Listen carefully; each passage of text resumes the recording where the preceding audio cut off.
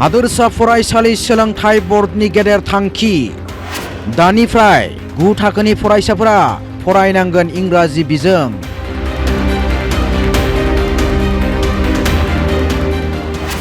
थाखो 9नि सानखान्थि आरो बिगियान आयदाखौ इंराजि बिजों खालामनो मिथिसार फोसावदों। सरकारनि बे थांखियाव बर' बिजोंनि फरायसाफोरा मा मुलाम्फा जागोन?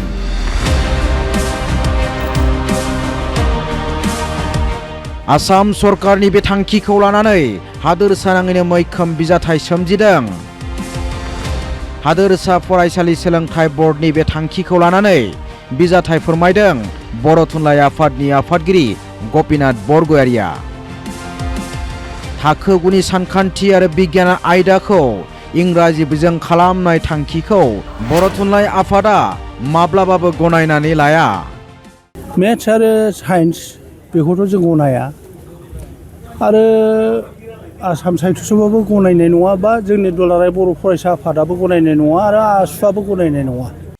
बर' बिजोंनि फरायसाफोरनि गोजों इयुन आरो बर' फरायसाफोरनि रैखाथिनि सार्थआव बर' माहारियारि आफाद गौथुम आरो मेलेमजिबि सानसुमैजिबिफोरजों जयै सावरायगोन बर' थुनलाइ आफादा। हादोरसा फरायसालि सोलोंथाइ बर्डनि बे थांखिनि हेंथायै गोख्रों सोमावसारनाय आरो जांख्रिखांनाय हाबाफारि लानोबो थियारि बर' थुनलाइ आफादा।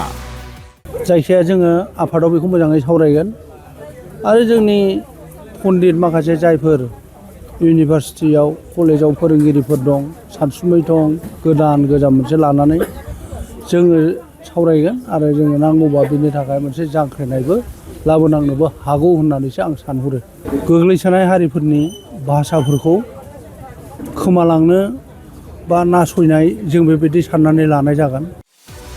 गुबुन फारसेथिं बे आयदाखौ लानानै बिटिसि सरकार फारसेनिफ्रायबो बर' थुनलाइ आफादनि थांखिखौ मदद फोरमायना खामानि मावगोन।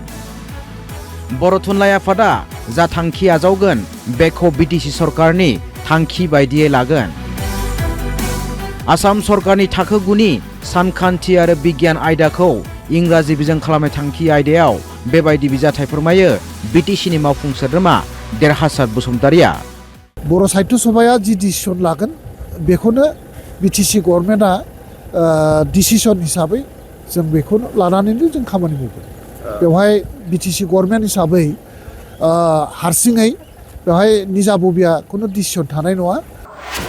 थारैनो आसाम सरकारा बर' रावखौ नसायनायनि खैसार सादों नामा? गोग्लैसोनाय फिसा रावफोरजों लोगोसे बर' बिजोंखौ सिलिंखार खालामनायनि थांखि नामा? बेखौ लानानै गेदेर सोंथि बेरखांदों। चिरांनिफ्राय निजोम दैमारिनि हेफाजाबाव news desk report Assam live 24 बड' लाइभ 24।